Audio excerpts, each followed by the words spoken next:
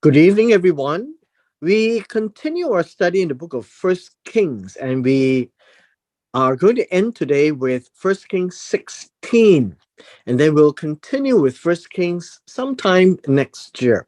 And so this will be the last chapter on First Kings for now.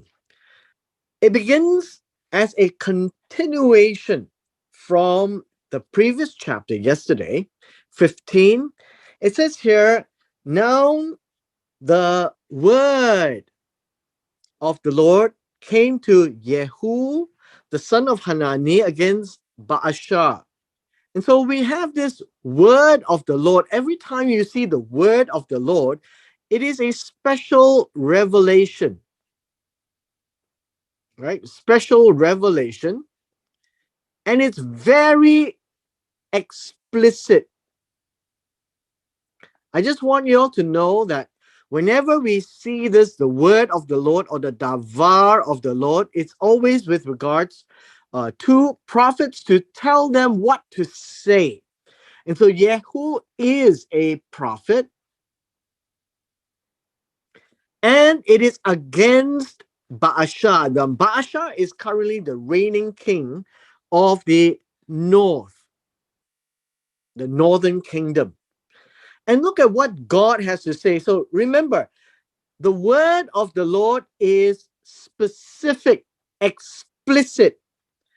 And it says, since I, God, exalted you, lifted you up from the dust, and made you leader or chief or prince. This word here is chief or prince, chief or prince, basically king over my people Israel. And you have walked or conducted your life, you walk the same path of Jeroboam and have misled my people Israel into sin. Misled, again, caused to sin. And you have provoked me to anger with their sins. It's all about the idolatry that Jeroboam had presented to the people, and the people has been misled, or you can think of it, the king has told them that this is the God who have brought you out of Egypt, and perhaps not knowing better, they thought that the king was doing right, but they were mistaken.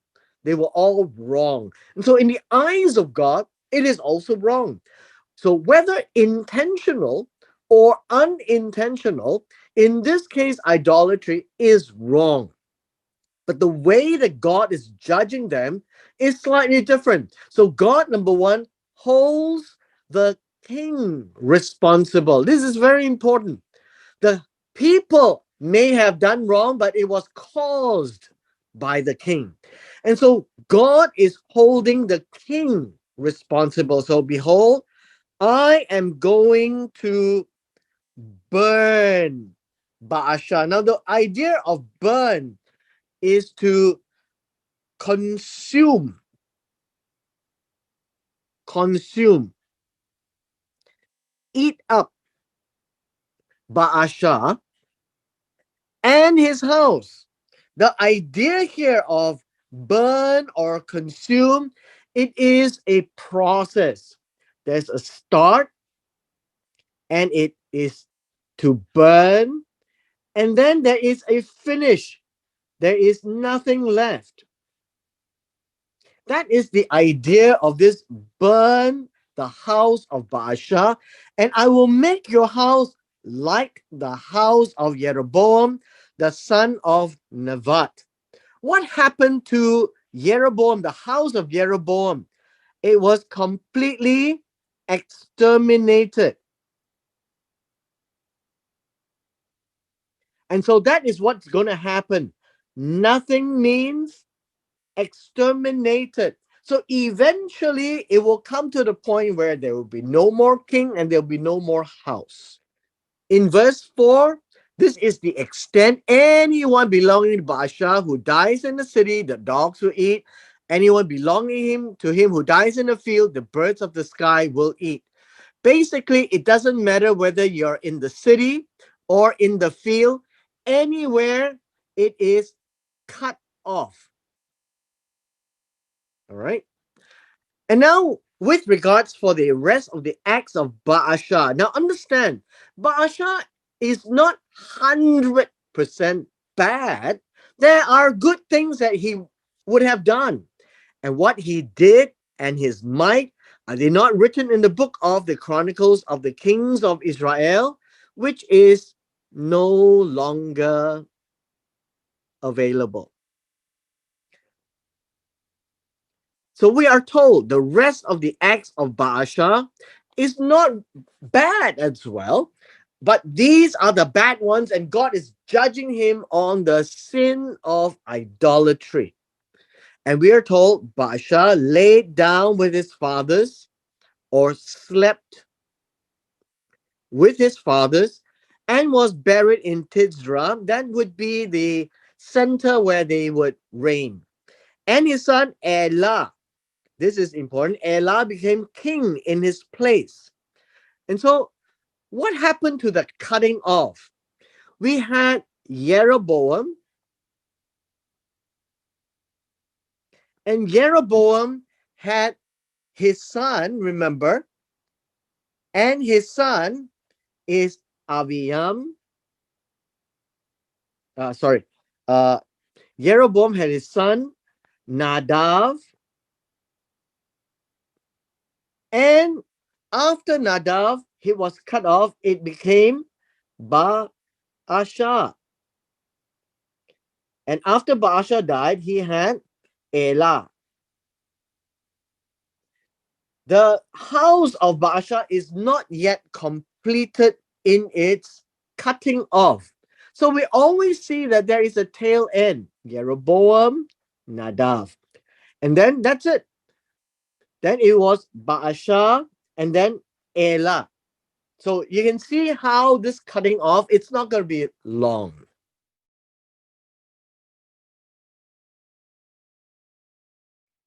In verse 7, it says, Moreover, the word of the Lord through the prophet Jehu, the son of Hanani, came against Baasha and his household, both because of all the evil that he did in the eyes of the Lord. So always remember, evil is always in the eyes of the beholder. Provoking God to anger with the work of his hands in idolatry, being like the house of Jeroboam, and because he struck it. Now, I think it's important for us to realize that it is God who is bringing, right? God bringing judgment.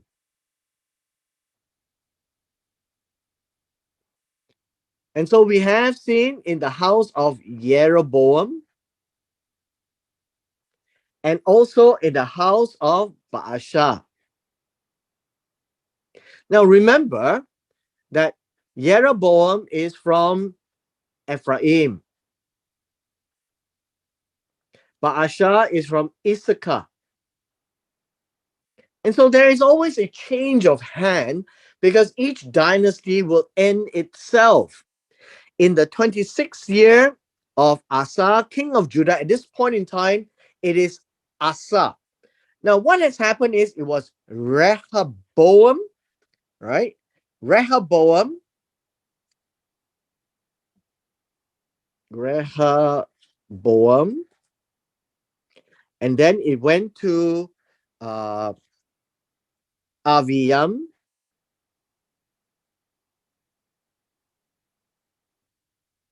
and then it went to Asa. Now, Asa reigned very long, 40 over years, right? 40 over years. And so a lot of things are now with reference to Asa so that you know which time did they ascend and when they died. Elah, the son of Baasha, became king over Israel for 2 years. Very short. Just like the son of Jeroboam. The son of Jeroboam, Nadav, also reigned for 2 years, and then the house ended.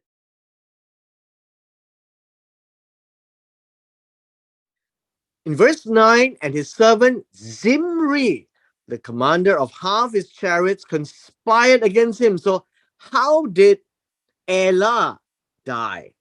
So, we have Zimri in the picture. He's a commander. Now, Elah was in Tirzah, drinking himself drunk in the house of Arzah, who was in charge of the household in Tirzah. And what was he as a king?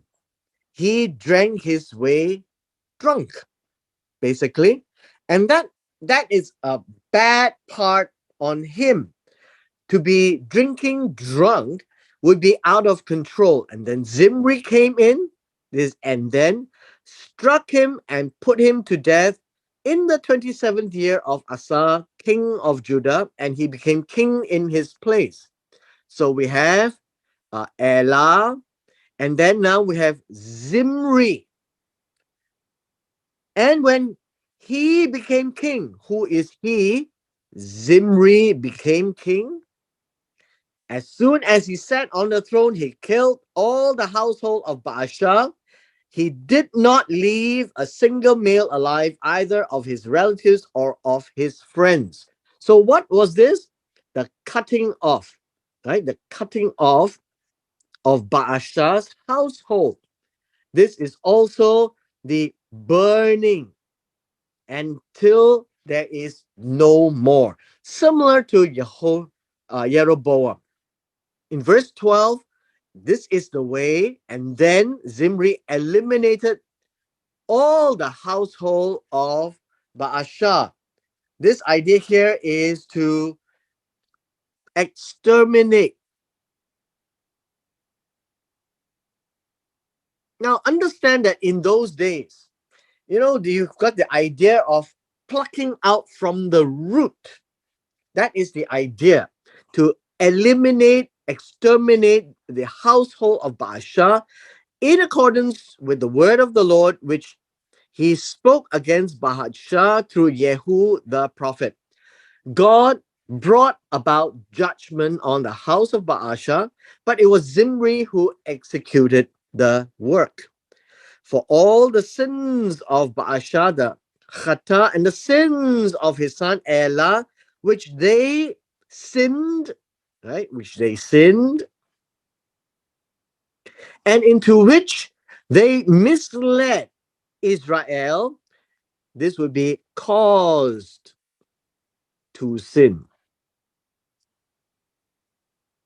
provoking the Lord God of Israel to anger with their idols. Now, understand, whenever you see this provoking to anger, causing God to be very angry, thereby invoking judgment, it appears that it is very consistent with Jeroboam all the way to Baasha.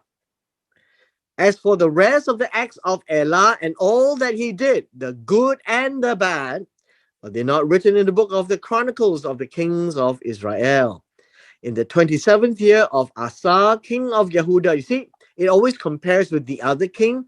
Zimri, in this case, reigned for 7 days. He was the shortest king. And in Tirzah, now the people were camped against Gibbethon, which belonged to the Philistines. That was again the same place where they were attacking the north and south in a war.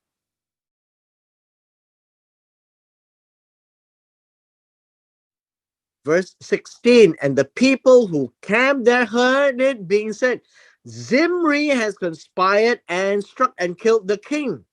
And the king here is Elah. So Zimri has killed Elah. Now, the strange part here is this. Therefore, all Israel made Omri the commander of the army over the king of Israel that day. And then Omri and all Israel went with him up from Gibbethon and besieged Tirzah. Now, when Zimri saw that the city was taken, which city? Tirzah was taken. He went into the citadel, into the king's house, and burned the king's house over himself with fire and died.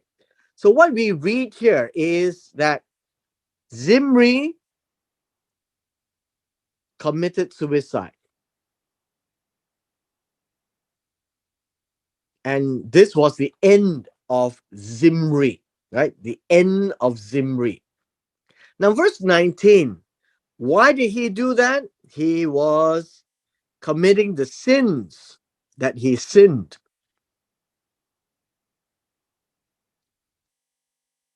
Doing evil in the sight of the Lord. See, all of these are repeated. Whose sins? Zimri.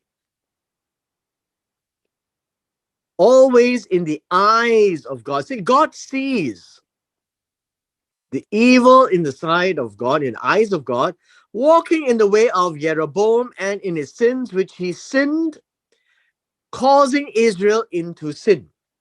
So it's all about sins. So Zimri, although not part of the household of Jeroboam, but Jeroboam is always referred to. Why?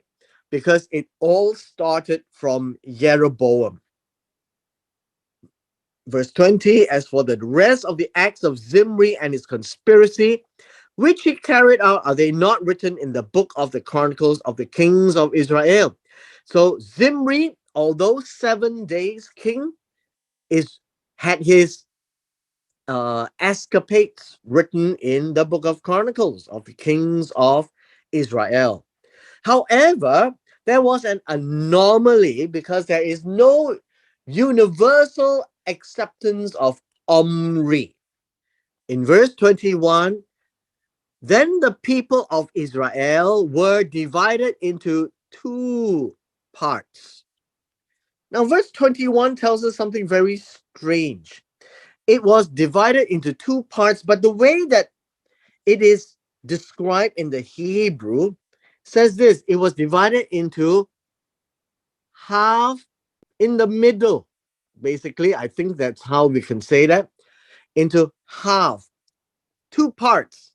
Half of them followed Tibni, the son of Gina, to make him king. The other half followed Omri. So now we have a very strange period where we have Tibni and Omri both ruling Israel, the northern kingdom, half, half. And so how they divided, we don't know. But the people who followed Omri prevailed over the people who followed Tivni, the son of Ginath, and Tivni died, and then Omri became king over all. That's what it means. And so after Tivni died, Omri continued to be king. In the 31st year of Asa, king of Judah, Omri became king over Israel, reigned for 12 years. He reigned for 6 years at Tirzah. And so what we find is this. As king, he had reigned for 5 years here and 7 years overall. 5 years would be in his 5th year, close to 6 years. And that was how it is described in this first part, right? And that's by tradition. It's not more than 6, but it's towards the 6 years, but considered a 5 year within that 5 year period. And here you reign for 6 years. It would be 6 into the 7th year, right? 6 years at Tirzah into the 7th year. So 7 years is 6 plus years. And 5 years would be close to 5 years, 4 plus years, 6 plus years, and you get 11 plus years. And so 12 is almost 12, right? Almost 12, 11 plus years.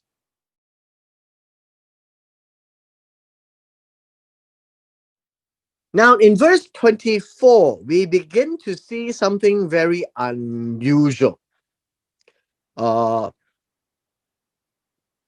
we find Omri purchasing the hill Samaria from Shemer for 2 talents of silver, and he built on the hill and named the city he built Samaria after the name of Shemer, the owner of the hill.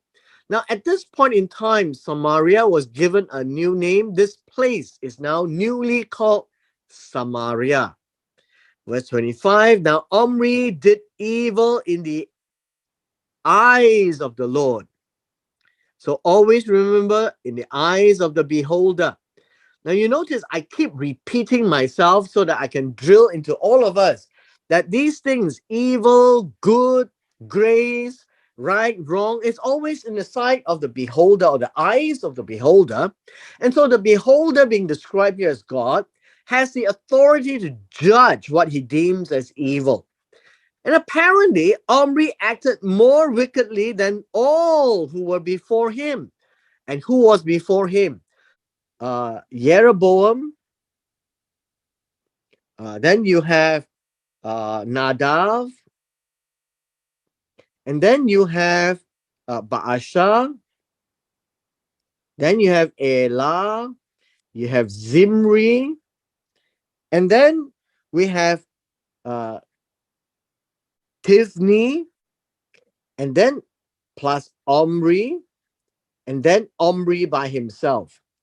And so what the Bible is telling us is all of these had done wrong.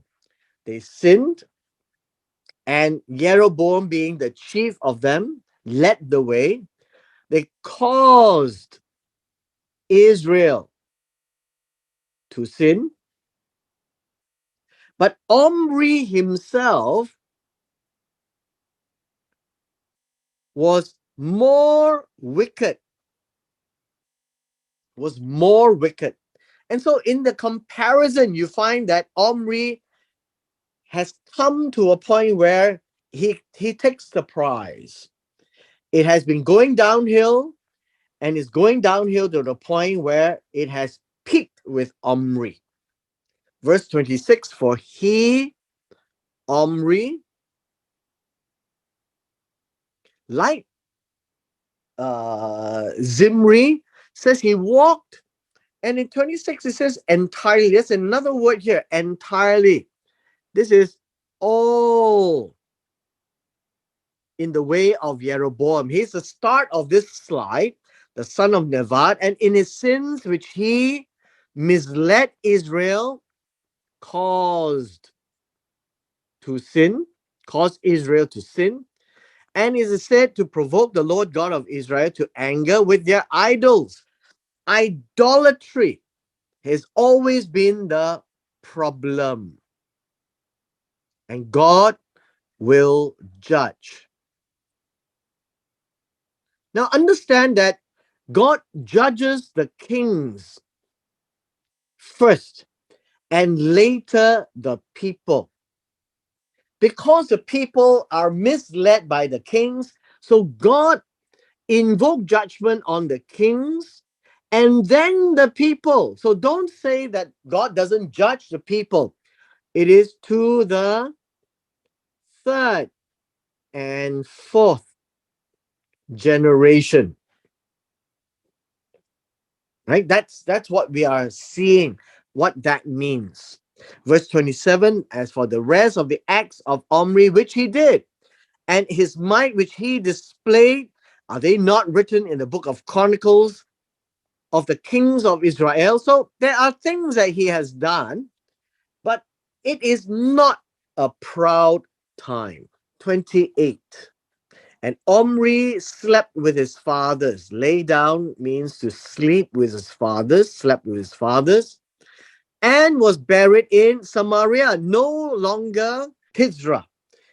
They have moved, at least Omri has created a new capital. And this capital was created by Omri. And his son Ahav became king in his place. So, king is King Ahav. In his place now, verse 29, Achav, the son of Omri, became king over Israel in the 38th year of Asa, king of Judah. So many kings have changed hands in Israel because they've all done wrong and bad. And Achav, the son of Omri, reigned over Israel in Samaria for 22 years. So now we find that the capital has moved. Previously, it was in Tirzah. Now it is in Samaria. So previously, Tirzah. Now Samaria. And we are told in verse 30, and Achav, the son of Omri, did evil in the eyes. Notice, I keep repeating his eyes of the Lord more than all who were before him. So what do we have? It all started with Jeroboam. That's where the slide came. Then Nadav, his son, they were cut off. Then Baasha from Issachar and his son Elah, they were cut off. Then Zimri, who killed them, was there for 7 days. And then Tifni half, Omri half. Tifni died. Omri became overall worst of the kings. And then when Achav, the son, took over, then we find that he is even worse than the father. And so we are seeing the great decline of Israel.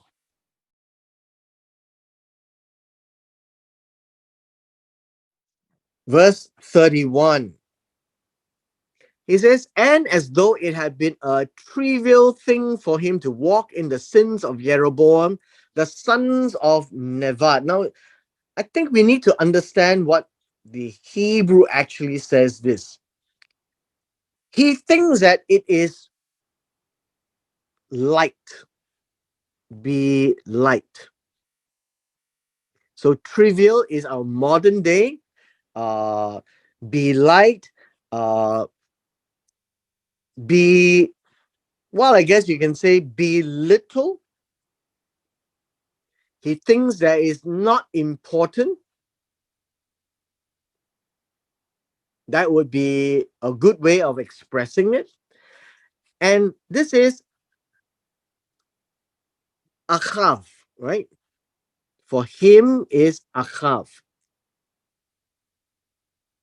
And so what's happening here, even though it is all about idolatry, he went to marry Jezebel. Now, Jezebel, in this case, in verse 31, her name is actually Izebel,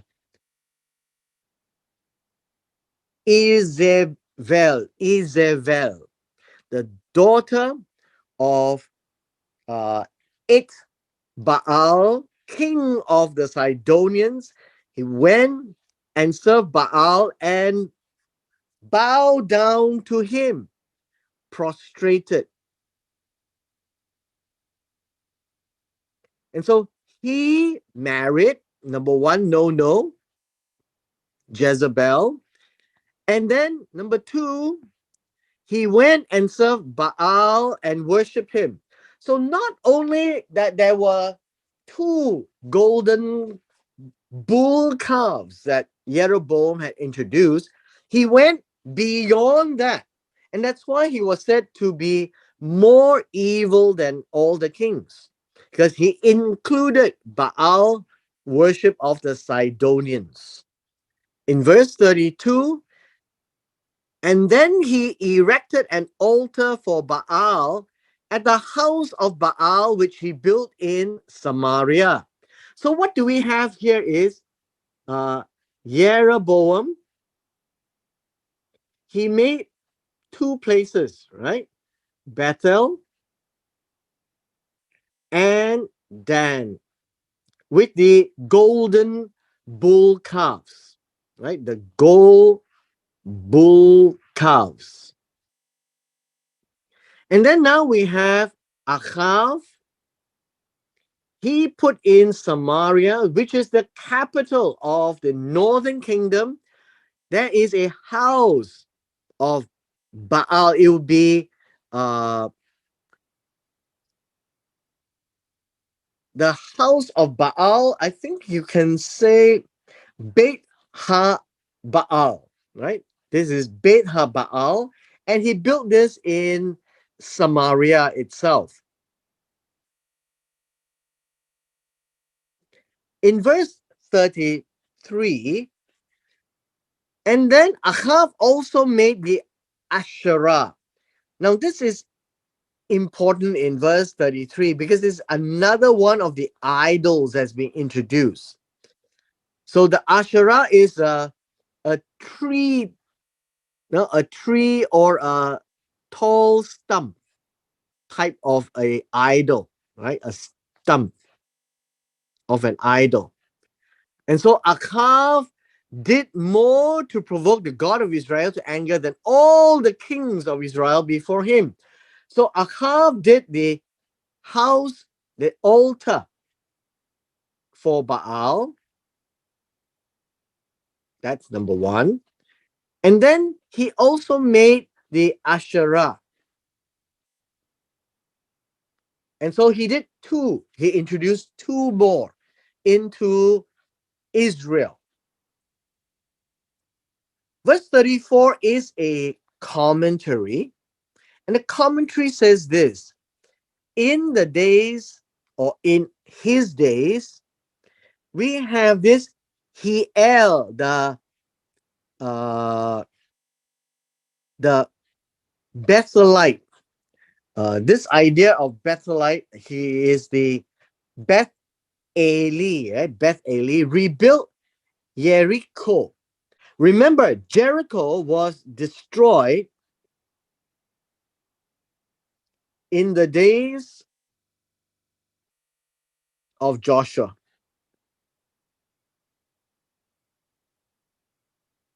So we are told here, he laid his foundations with the loss of Aviram, his firstborn, set up the gates with his youngest son, Seguf, in accordance with the word of the Lord, which he spoke by Joshua, the son of Nun. Now, this is with reference to Joshua chapter 6, verse 26. Is with the loss of his firstborn he shall lay his foundation, and with the loss of his youngest son he shall set up his gates. And this, the loss of, is copying Joshua 6:26, where the initial words with implies Joshua 6:26. And so this is a rebuilding of Jericho.